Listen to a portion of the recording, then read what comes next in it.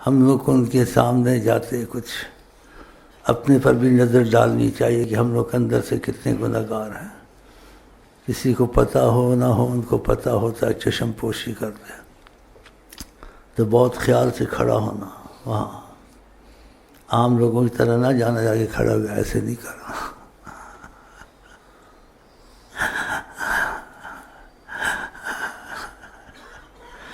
وہ گیا بیچارہ ماشاءاللہ.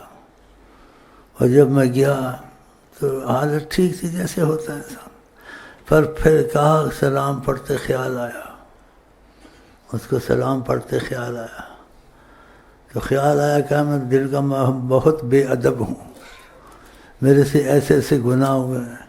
پھر میں بے شرمی کے سامنے آ گیا ہوں، مجھ کو ان کے سامنے نہیں آنا چاہیے تھا. کہا یہ میں دل میں سوچا ہی بارش کی طرح میرے آنکھوں سے آنسو نکلنے شروع ہو گئے. بارش جیسے ہوتی کہتے ایسے آنسو میں.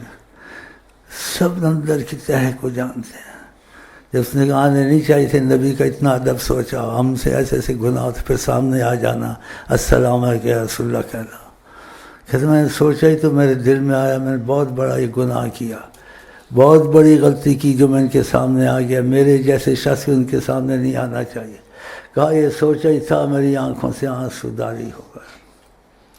تو پھر میں اس کو بتایا، میں جب میں سوچا نا ادب کا اتنا ہو، شفیع المذنبین رب العالمین ہے، انہوں نے نگاہ کرم اٹھائی تمہارے آنسو کے، پھر بہت خوش ہوا. نگاہ کرم اٹھائی. اس کو بھی قبول کرتے ہیں جس کو جہاں قبول نہ کرے.